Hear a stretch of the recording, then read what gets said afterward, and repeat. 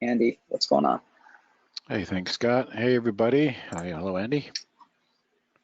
Hey, Steve. Hi, Scott. Hi, everybody. All right. So, yeah, we're on the new every other alternate week schedule. Hello, everybody. See your comment, Laura, your question. We will be recording this, and it will be up early tomorrow on our YouTube regular channel. So if you got to leave early or if you miss any of it, you can see that tomorrow. All right, let's get started. Trade of the week, got the October 5th date correct. We'll just get started as the regulars file in here. And just a reminder, Andy and I have been using the product forever, and we trade our own accounts, plural, but we're also employees of Trade Ideas. And so we're going to talk at you a little bit today about some charts and some ideas, but everything we do talk about is our personal opinion, and it should not be construed as financial advice. Technically, we're not even authorized to give financial advice because we didn't take all the series tests and do all that stuff that they need to do to get the right credentials. So out of the way, lawyers are happy. So we're gonna have to update this page because we've got a new point of contact for the users, being that is a very rich program and the learning curve can be daunting or steep at times. We try and make ourselves available as much as we can throughout the day. And the main way is Barry's live trading room, pretty much open from bell to bell every day. One of us will take over and give him a break at noon Eastern time every day and kind of hijack the YouTube live stream feed and talk about what we want to talk about, but most importantly, what you guys bring up, what you want to talk about, support, how to use the product, how to use the program, etc., how to make it work best for you, whether you're a swing trader or a maniac low float scalper.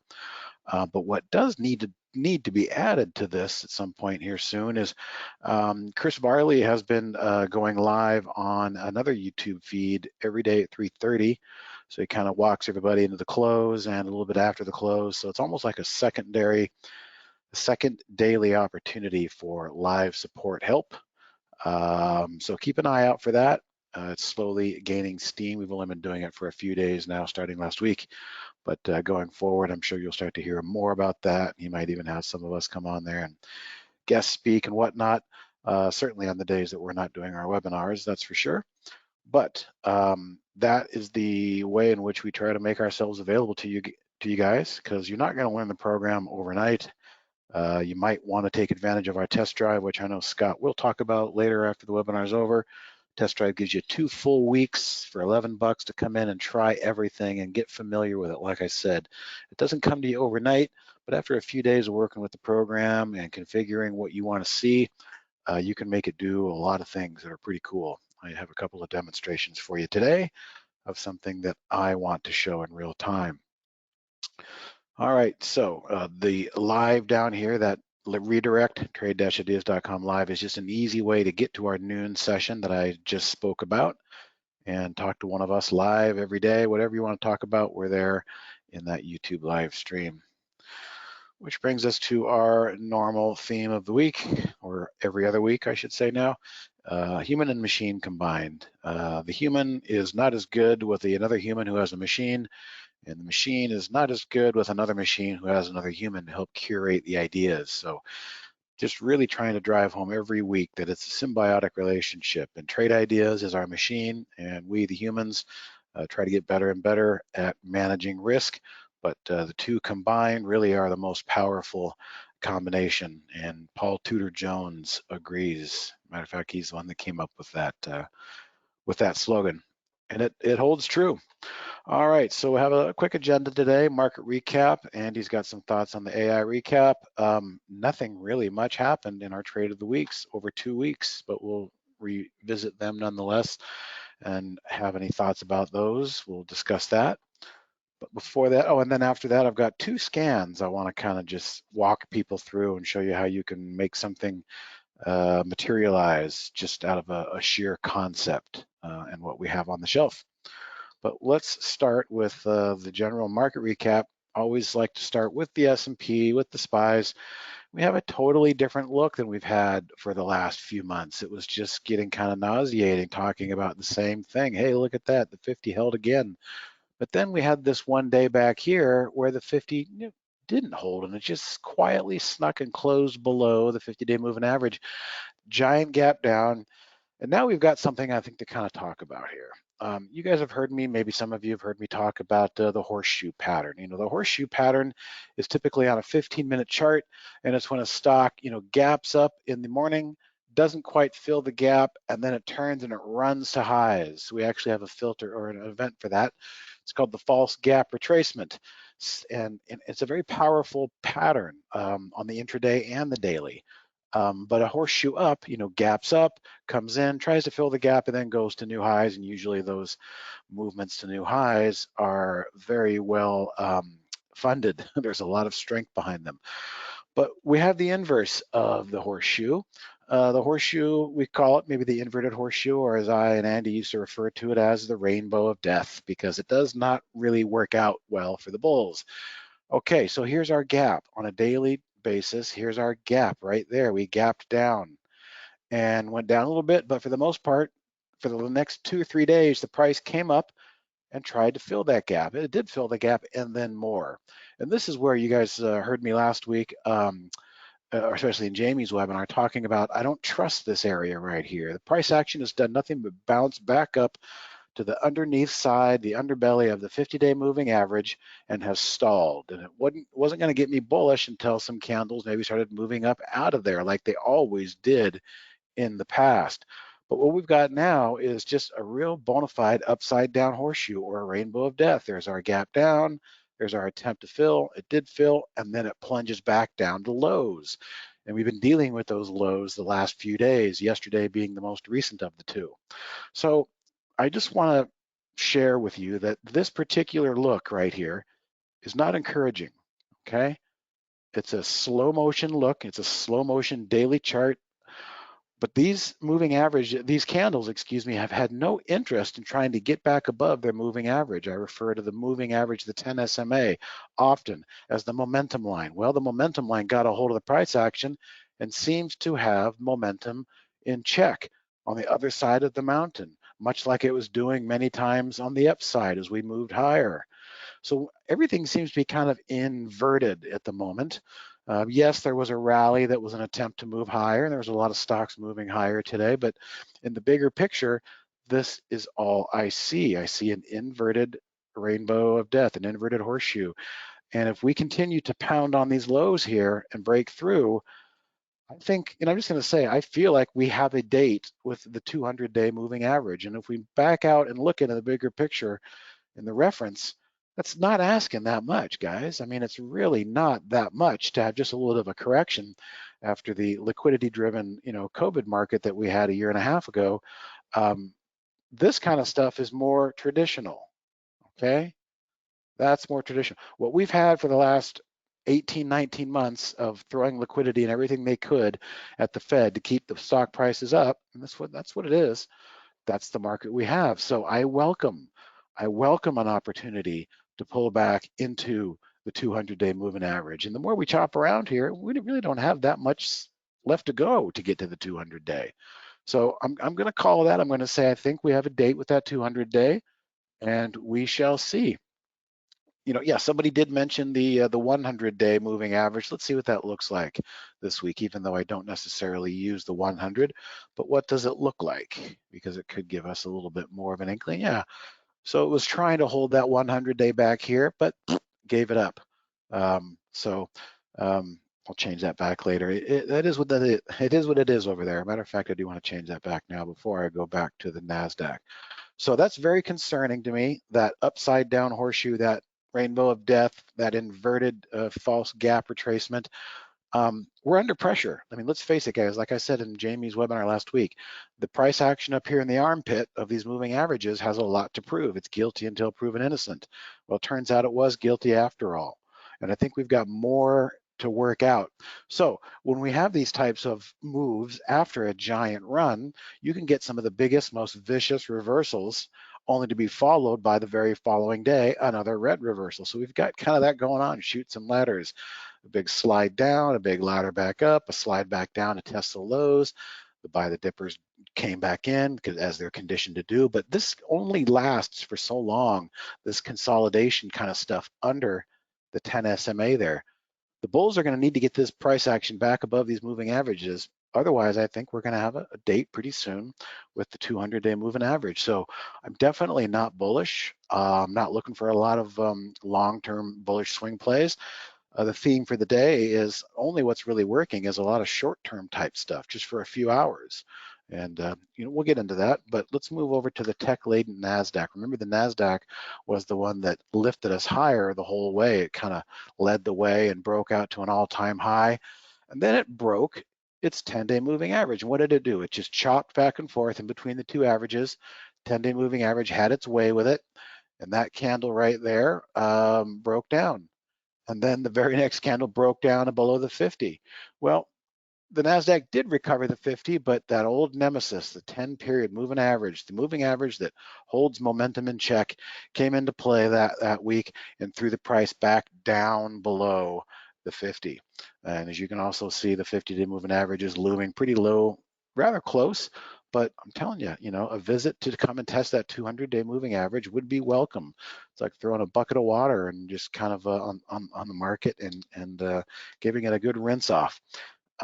Lastly, the small cap land, IWM, has just been doing what it's been doing, which is frustrating a lot of people who want to play for longer than a week at a time with this sideways action. And there are some people that think that this sideways action could come into play into our major market, but I don't know. I think we need a bit more of a correction before that happens. Lastly, here on the IWM, I'm seeing a pretty good corner being painted. So in the next couple of days, the IWM makes a break for it, either to the upside or the downside, we're coming out of this pennant, this flag, this cornering wedge that's being created over there in the Russell 2000 and the small caps.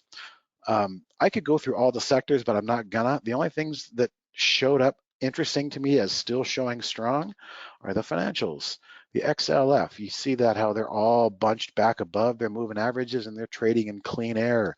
The regional banks and the national banks, look at those. That's a pretty different picture than what we've been looking at here in the major indexes. Also the OIHs, the energy stocks, they've been doing pretty well too. But I'll leave you with the TLT looks really gross price-wise, and the more the price falls, the higher the interest rates go. So maybe that's why the banks and the financials are starting to look a little bit perky, a little spring in their step compared to everything else, because maybe higher interest rates are going to be good for them. But everything else just is under pressure, guilty until proven innocent.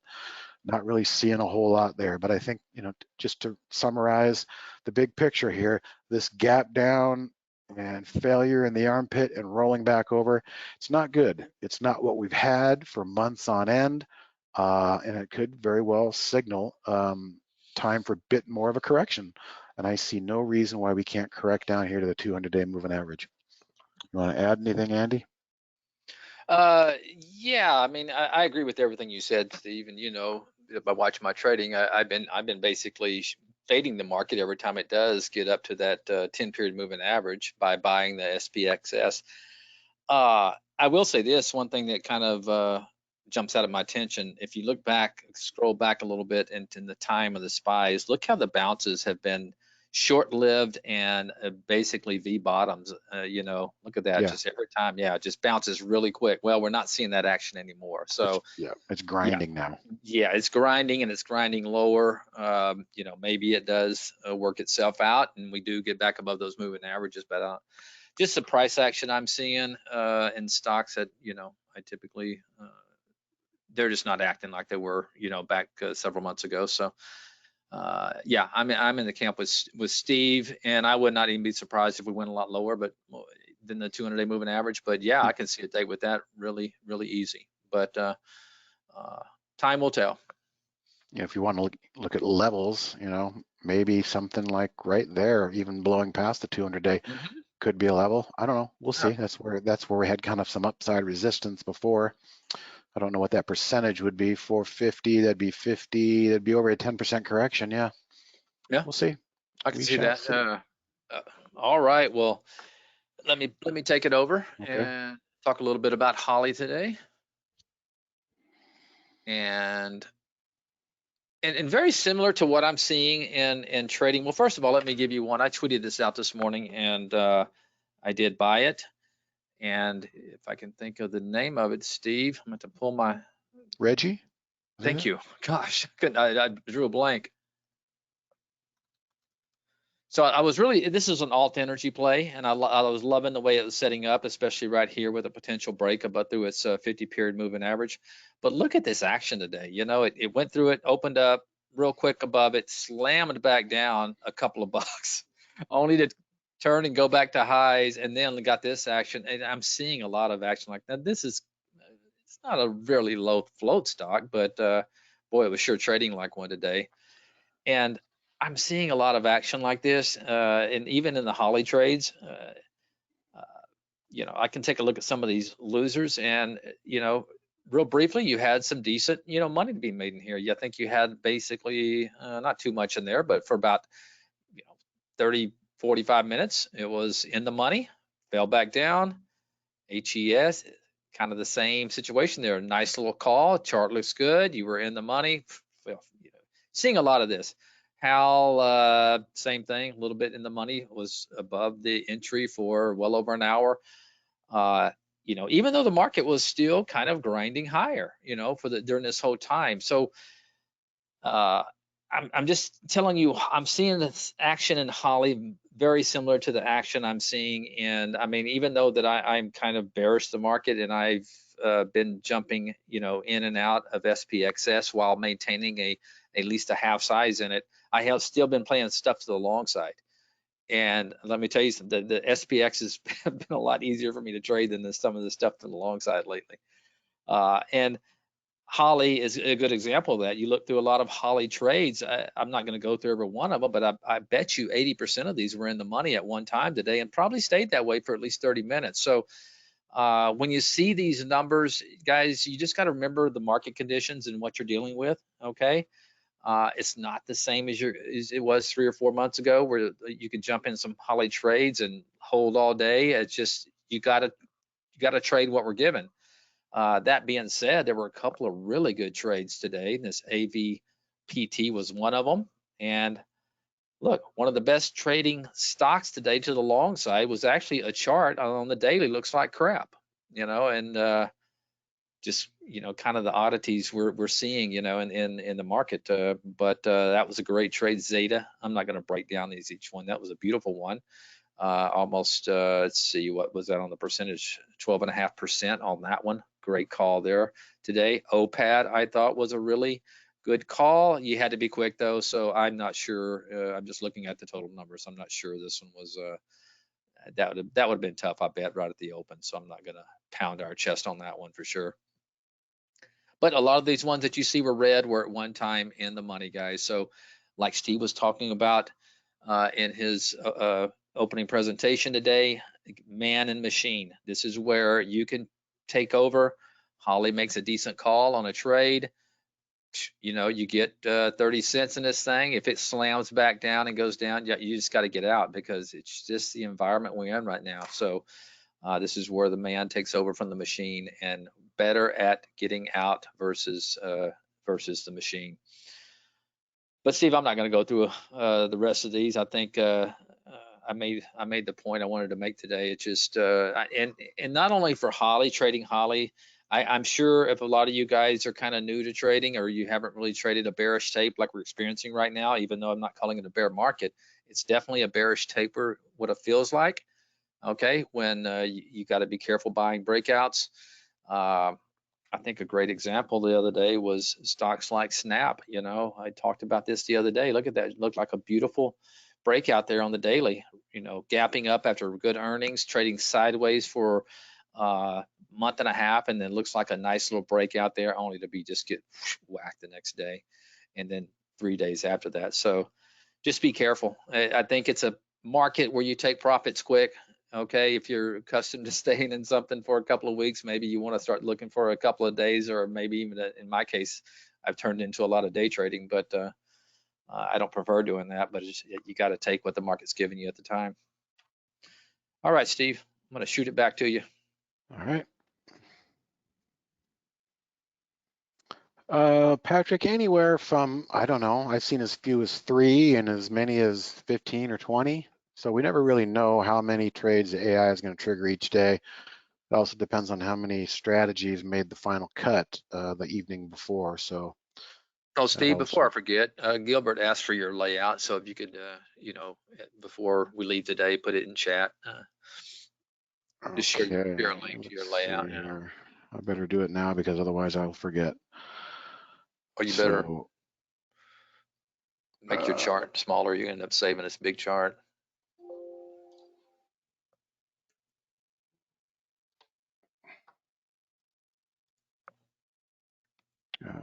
save layout, entire layout, layout, save and share, copy. Okay, we'll put that as layout. And there you go. Some of them might not work the way you want because of a symbol list, but for the most part, that's going to be what you see. All right, so 2 weeks ago or a weekend ago, we had AHT, or just asshat, the name I'm going to give it, gave us one good day of fun. This day, hang on a second, gave us one good day of fun. Where is it? Here we go, right there. Broke out from that green line, which was the trigger. And then this is a great example of how after 4 or 5 days, if you get a big topping tail and a big reversal wick like that, it's usually hard to build on top of that, and the subsequent days will start to start to fall on support. So we got one good day out of AHT, and the actual stop I think was down here at these levels, and this day was close, but it didn't. And ideally, this really should have been the day where it got, if it found itself and bounced back into play. It looks like I wanted to yesterday. Could have popped right back up and made a higher low, and everything just would have been rosy. But for whatever reason, yesterday and today, it decided that it didn't want to do anything like that sort. So it was a very short-lived trade, and the stop has definitely been hit down here around the 14-15 level. But like I say, imprinting on that right there on Friday, fully expected this to continue to move higher and give us a higher high, coming out of higher lows, et cetera, et cetera. So didn't get that. Yesterday, the trade of the week was actually, it was one of those weeks where it's kind of between tale of two ideas. And the ones I was really going between were EQT and the one that actually got called, ZIM. The reason ZIM was called is because it's been part of the shipping, and DSX was a trade of the week that we had a few weeks ago, which worked really well, and then fell out of bed and then started showing up some signs of strength here again the last couple of days going into the weekend. So hey, maybe the shippers were ready to go. So using the similar tab in our single stock window, I was able to go through all of these, and I stopped on ZIM.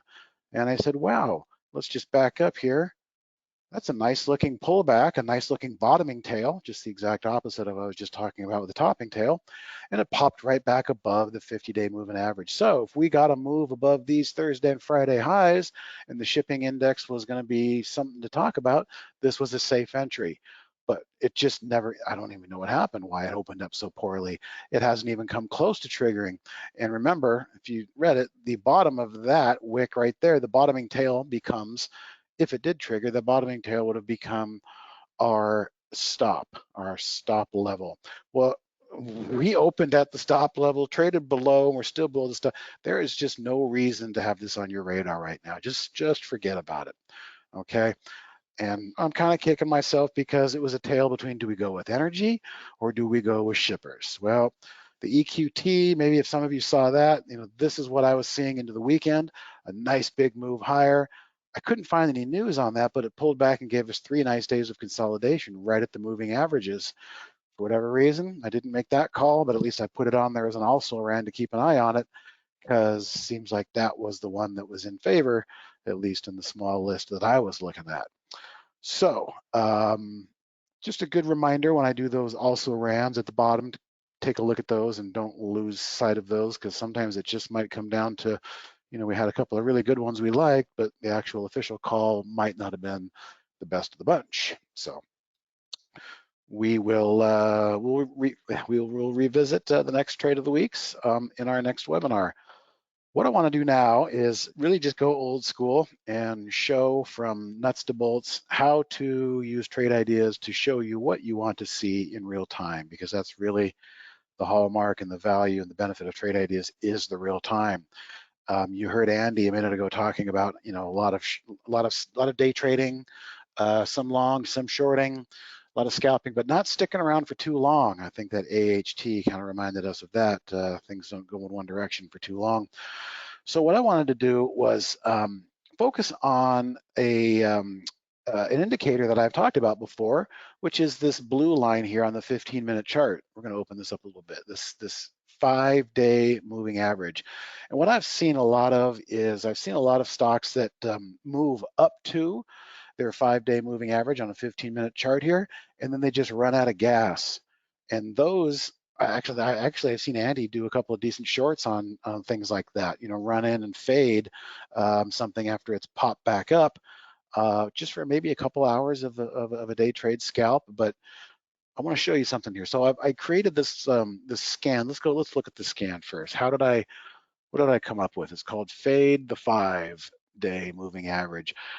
So the reason I made this an alert is because we're going to back test it. We cannot back test a top list. A top list just gives us a bunch of ideas, and we can't really do deep dives on a top list. So the event is in fact a new high, but it's only showing me a new high on stocks that have been down at least 2% in the last 5 days, change in the 5 days, down at least 2%. But that's a full 5-day filter. Doesn't matter what it did in the last 60 minutes. Speaking of the last 60 minutes, I've got it right here. In the last 60 minutes, the stock was up at least 1%. So it's making new highs. It's moving higher in the last 60 minutes. It's been down in the last 5 days. But here it is, the change from the 130 period.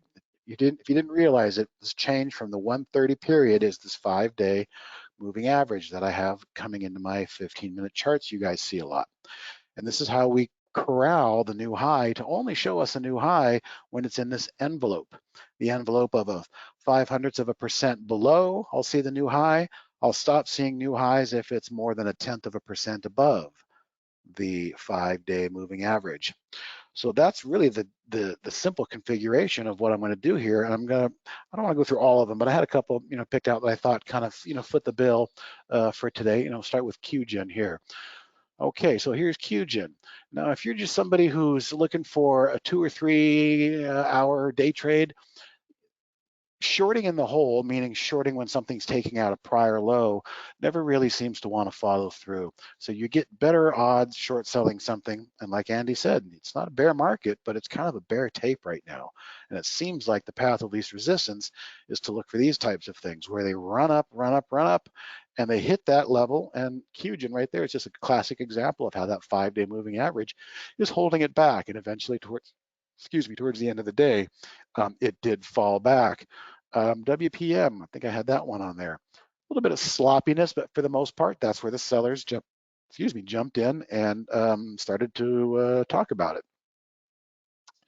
Let's see, where are we going next? Oh, Robinhood bounced starting yesterday at the close on the morning all the way up into right about the 5-day moving average, and that's when it just started to lose its luster. This FLGC, I think, was kind of interesting. It happened fast, but it popped up and the sellers found it at the 5-day moving average, and it never even got close again. iRobot is a name that we've seen before. iRobot, well, there's a beautiful example of just getting chop around, and the high of the day just so happened to be this declining 5-day moving average that came in and said, nope, that's enough of you buyers. The sellers are going to jump back in here. And this is just kind of how it works. And it's kind of how a few people have been trading lately. I had a BFD buy the dip, you know, tweet yesterday, and somebody wrote back to me and said, I'd rather SLR or sell the rip. And I agree with them. I think I've seen Andy do a lot of it. I've seen some of the other guys here do it. Just seems to be some interesting trades in there that may not have been currently thought about. So there's iRobot, perfect example to establish. Again, we're talking about establishing a short sell right on that line. And this trade ideas scan is alerting us into real time. The stock just made a new high right up into that. Maybe this is a place you want to consider taking a short sell. Roku. bled through a little bit, but found sellers pretty much at the 5-day there. BVN, I think, was another one that was of interest. Here we go. That one's gave us 2 examples. Look at that. BVN yesterday found sellers at the declining 5, and again bounced up. You know, if you're shorting down here, you're saying, hey, look, it just broke below that low. I'm going to go ahead and I'm going to short right here. This seems to be what happens every time. You get a little bit in the money and then they bounce you out. Well, my contention is, why not let that bounce out, run out of steam? And it seems to like to run out of steam, the price action does, at these declining 5-day moving averages. Let's look at a couple more, then we'll back test it real quick. HVG, I think, was another one that was interesting coming through. Yep, bounced right up, found sellers at the blue line, ORLY. Bounced up, found sellers at the blue line. BZUN, bounced up, found sellers at the blue line. MTCH, and I can go on. We'll make this the last one here. Yeah, found some sellers, and maybe this is the one you hold into tomorrow if you wanted to hold overnight. So, giving you some visual ideas as to how I kind of back into this trade and why, or this scan, I should say, and why. So now let's go ahead and have a little fun with it and back test this strategy. And I'm starting it at my West Coast time, 15 minutes after the open, letting it run all day long. Timed exit, a 2-hour trade, 2-hour tour, 2-hour trade, 120 minutes. Risk management. I just like to keep these as simple as possible. You know, if you can risk 1% to make 4%, you're going to make money all day long. So, and these types of risk rewards, you know, if they're going to blow right through that moving average, well, then maybe I don't want to stick around. But 1% wiggle seems to be okay. So let's just test the last 15 days. We could go to 20 days, I suppose. Let's see what happens. And we're going to simulate sell, because this would be a short sell. And we'll just wait for this to come through. We'll take note of the data, the starting point. Okay, gave us a pretty good starting point. It gave us 1,000 trades, 20 days, 1,000 trades. Nobody's going to make 20 trades. I'm sorry, nobody's going to make 1,000 trades in 20 days. But this is the block of marble that you want to start with when using the back tester. So you can say from here, well, this seems to be a viable strategy. Let's see if we can improve on some of these numbers here. So first thing we'll do is we'll go optimize price intervals. I don't have a price interval in there. That's kind of interesting. Let's stick it on 5. Let's see what you got. 25. I did notice no matter what it was, 25, anything above $399 seems to have kind of maxed out. So we'll just make the price max $399, make that an actual setting. Let's look at the time of day optimization. Let's break this into 30-minute maybe. And I think this one tells me there's nothing I can really do here. I've got green all throughout the day. So it's not like it works in the morning and doesn't work in the afternoon or vice versa. There's really not much I can do there. So some of the more common deeper dive optimizations, we'll go into other filters here. I'm going to do a couple. I'm going to say, all right, so let's do, how would this compare to what the S&P is doing that day? So let's go to S&P change, and it'll give us there it is, S&P change today in percent. Let's get the heat map on that. We're doing 40-cent intervals. Let's do 25% intervals. Okay, so we're seeing a little 0.25%, thank you. So we're seeing a little something here. We're seeing some red come in way above. Okay, so when the market's more than 0.25 up, yeah, we've got some green ones down here too, but we've got a lot of trades. Remember, we had 1,000 trades. I think it's probably best to just go ahead and right click here and use our optimization tool, right click, and we're going to set our max value of saying, don't show me this scan if the S&Ps are more than up 1/4 on the day percent. So we'll make that change right there. And let's look for something else. A lot of people like to look at VWAP. And let's see, change from VWAP, I think it's under. What is, I always lose this one. Average daily. Is it maybe distance from VWAP? Distance from VWAP. Okay, number 1, today's VWAP, distance from VWAP, day 1. Let's go ahead and put a little, maybe 0.5% in there. All right, so for the most part, it looks like I'm not getting any good news here. So I'm gonna make that a minimum. My minimum strategy VWAP can't be farther away than that. And it looks like I run into some red right about there. So for the majority of these trades, looks like I'm just going to have it not be more than that far away. Again, not too many trades taken away. Let's do On one your, more up. What's that? I was going to say on your minimum, you put the first one instead of the second one. But Did I? Oh, you're right. yeah, I did. yeah, Thank yep. you. You caught that. Very good. Yeah, I noticed that. I was like, why is that a 0? Okay, last one. Let's do average true range. You know, how are these stocks doing on their average true range? So let's grab that filter, average true range. There it is in dollars. And if we heat map that and break that up on maybe, I don't know, $2 increments. Look at that. There's a lot of trades. Most of the trades right there happened in that particular. So I'm going to have to probably make that a little bit different, make that much more defined. Okay, so I'm going to call this one a little bit more defined. I'm going to say anywhere average average true range from 0 to 449. We'll make that our maximum. And we've cut out everything else that doesn't satisfy that. Okay, so we made 3 changes in addition to also capping the price. Let's go ahead and run it again. I'll have to run it from the actual alert. Here it is, fade the 5. Back test strategy, simulate sell. And let's see if we can improve on that first one. There's our first summary.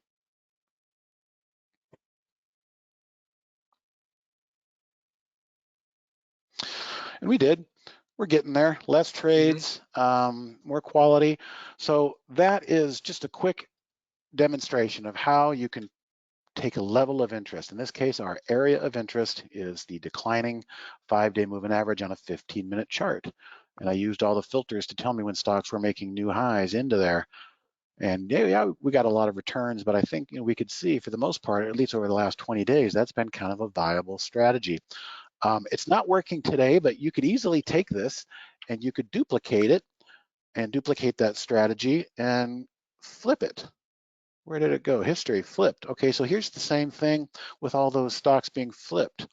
Okay, look, it's coming down, down, down, and bounces off of the 5-ish general area moving average. So that's another thing. Oh, there's a good one there. Look at that, LNG. That 5-day moving average was pretty darn, it was mirroring the price pretty well. So you can always take a scan that works in one direction. Just go in here to configure if you don't know how I did that. And you come down here and you hit the flip button. And when I hit the flip button, it gave me history and it even calls it flipped. Flipped, fade the 5-day. All right. So I see a couple of people want this. And before I move on, I will certainly share these. Looks like I lost that. Wonder why I lost the data in there. That's weird. Put it on today and see if it spits anything out. What the heck? Did I do something that was just way too? No? Must have done something that was just way too. Change in 5 days. I'm going to take out everything that I did for. Oh, you know why? Oh, It's that's because what it was. S&P The changed spies were up. Yep. today. Yeah, I'm going to take that out and that out. Those were just ideas to show you how you can optimize. There we go. Now we're back to our original, and I can share this with you guys real quick. And then we'll go out and we'll zoom out and we'll take it to the swing trading concept. So let's see, fade the 5-day. And there is the one for that. I'll even just give you the flipped version so you don't have to flip it yourself. Fade the 5-day, flipped. Now this is in the chat window, not the questions window. If you're in the questions window, you're not going to see it. You got to open up to the chat window to see that. Now, I'll just kind of briefly touch on this other topic, and then we can look at a couple of charts you guys want to look at before we head out. But we have this one scan that we've used a lot, and it's called pullback above the 50 SMA. Now we can't back test this one because, like I said, it's a top list, but this is going to be stuff that's pulling back on the daily chart, roughly to levels of interest, there you go, stuff like that. That's the kind of stuff we want to scan for. So, hey, Andy's Reggie today, right? Reggie didn't look like it was going to close like that, but what did it do? The minute it hit that moving average, it reversed quickly back through it, and then it closed back above again. I'm trying to think of some recent examples of things, but a lot of stock charts I've seen, they've been in a downtrend, they pop up after a few days, they hit this 50-day moving average declining, and then they reverse. So what you can do is you can just take this simple pullback. This is a long strategy game, but what I'm going to do is I'm going to flip it. We first duplicate it. All right, then we'll configure it and flip it. And let's see if we start getting some interesting looking things that I have been kind of talking about. They're not all going to be at the, okay, there's a couple ones that have been rejected at the 50 a few times. 6 days, 5 days in a row, rejected at the 50. Rejected at the 50.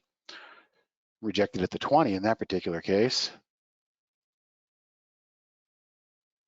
So whether you're doing day trading or whether you're doing swing trading, you can use the trade ideas scans. There's probably a pretty good example right there. Tried to come up out of the basement, hit the 50 and got rejected. So you could use a scan like this, and I'll share this one out too, to start looking for things in real time that are maybe in kind of a nasty downtrend, but have popped up and have hit a key moving average. This MNTY just spent all this time getting to the 50 and then it just reversed on it. So I will go ahead and send this out. And that's all I've got to share for you today, but let me type that. Call this one bounce to the 50 SMA top list. If you guys want to send in some chart requests, we'll go ahead and look at those on our way out here. But that's pretty much all I've got for you today. I just want to remind people that there really seems to be a change in the wind where buying the pullbacks and holding for 2 or 3 days long just doesn't really seem to be working the way it was in the past. I see some symbols coming in. All right, let me minimize that. But again, just to imprint on what I was talking about earlier, these S&Ps, whole different ball game than what we've been working with in the past. Gap down, that was their moment to shine. They failed, and now we're back down here grinding it out back and forth. I think there's going to be some more work to be done. All right, you guys, I see you're putting in some symbols.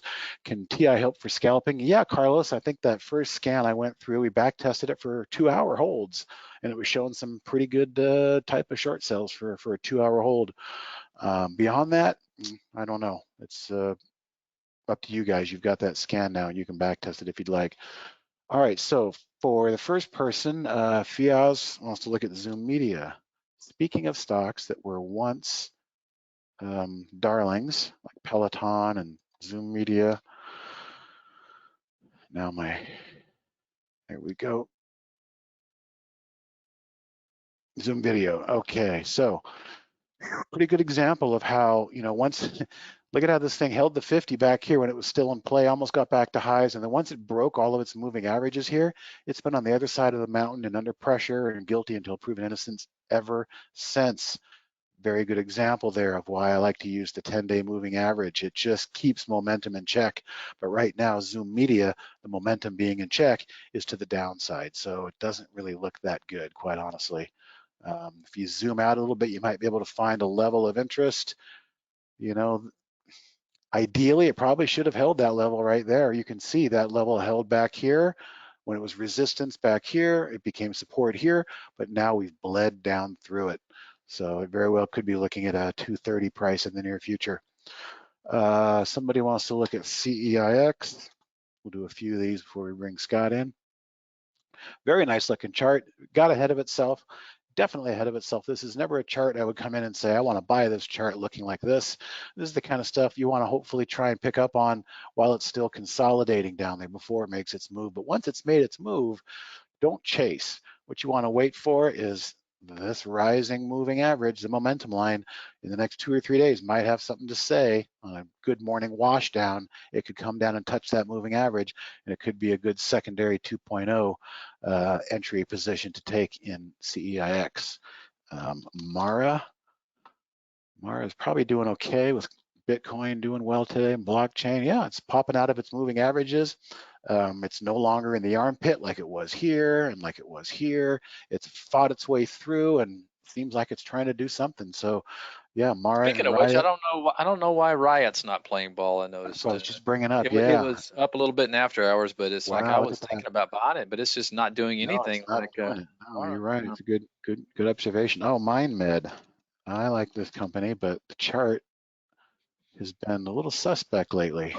Yep. Yeah. Yep. So MindMed, if it's going to have a oversold bounce, your first roadblock is going to be that 20. But let's say it does have 2 days of really nice oversold bounce.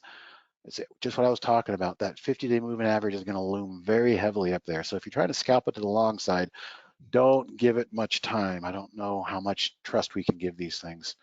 But I love the concept of that company. Unfortunately, the story is not being confirmed by the chart. The chart is not confirming the story over there in MindMed. SQ, Square, well, it broke and gave away its 200-day moving average. So this thing's really under pressure. It's got nothing really to lean on for the moment. That 200-day moving average is probably going to be a lid and act like a lid. All right, we can do about 4 more here. OVV, does it have anything left in the tank? Somebody's saying. That consolidation a few days ago was perfect. Does it have anything left in the tank? I don't know. It's had a pretty good run. I wouldn't buy it here. I would have been much more interested in stocking it as it was consolidating, but it seems like it even got away from those that were watching that consolidation. Ideally, I like that consolidation to come and touch that 10-day moving average and give me a reason. Oh, DraftKings, Andy's favorite company.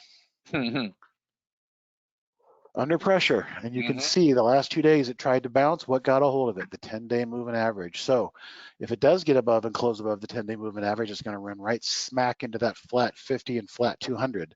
So don't give these things too much upside, too much liberal thought on the upside. Half a day maybe, or a full day at the most. Yeah, since somebody's asking about Citigroup, because yeah, this looks exactly like I said the minute the banks, you know, the KRE, the banks. Look how similar these stocks look.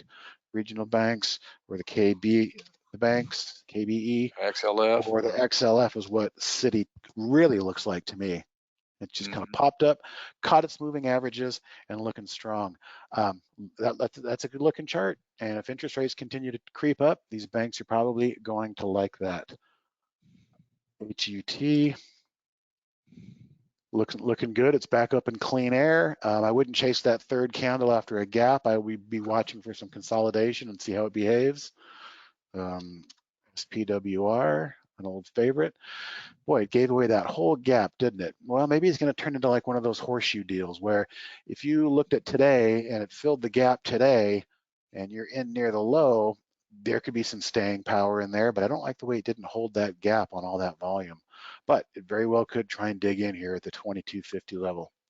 All right, 2 more, SD, then beyond, then we'll bring in Scott. SD, the first one, very strong trend. Looks like it's starting to consolidate again. Nothing really definitive on this, but if this thing gives you a couple more days of this sideways action, well, then keep an eye on the next touch of that 10 SMA, and that could be the signal to maybe go long. All right, 1 more, then we'll bring in Scott, Beyond Meat. It's beyond anything bullish, that's for sure. Just having a hard time. And if you look left, it looks like this $100 level is really trying to be defended. So if that 100 level cannot be defended, it might have a relief bounce, but it might have a relief bounce right up into these momentum moving averages that'll catch it. So if it breaks 100 and can't hold it and closes below, then look out. It's probably going to give away more of that $100 level. All right, guys, well, that's all I've got today. We'll go ahead and bring in Scott, as usual, info@trade-ideas.com. If I missed a question or if there's something you want, just hit us up at that email and we will turn it into a support ticket and get back to you. All right, Scott. All teed up for you. He's probably having trouble with his mute button. Well, if he's not there, I can always end the webinar ourselves. He might be having trouble getting off mute. All right, so I'll go ahead and do it. Again, Favorite strategy indicators, a free ebook written by our CTO, Dave Mabe. It's very unusual to have a developer, software developer, and a really good trader all in one. We seem to have a couple of them, but Dave leads the pack on that. That's where you can get that ebook. TradeIdeas.com/strategy. As we mentioned, the 2-week test drive is coming up for people who don't want to jump in but want to take 2 weeks to feel it out and see if you can get the system to get what you want out of it. This is your opportunity to do it. There's the URL at the bottom /test drive. You really can't beat that for $11. You get all the free data you want, and you have access to all the stuff that every user has, so you can really kick the tires. Holly Rocks is always going to be good for 15% off, promo code first month or first year, standard or premium, either way. So don't forget about the test drive. We're real keen on these to give people as much support as we can during that 2-week period, and most people are going to know whether or not they want to use it after that. As I said earlier, info@trade-ideas.com. If you missed anything or you're watching the replay and you had a question, go ahead and send us an email at that address. A support ticket will be created and one of us will get back to you. All right, well, that's all I've got. So on behalf of Scott, I'll say goodbye, and Andy, thanks for the help. You bet. I'll see you guys on Thursday. All right, see you next time. Bye-bye.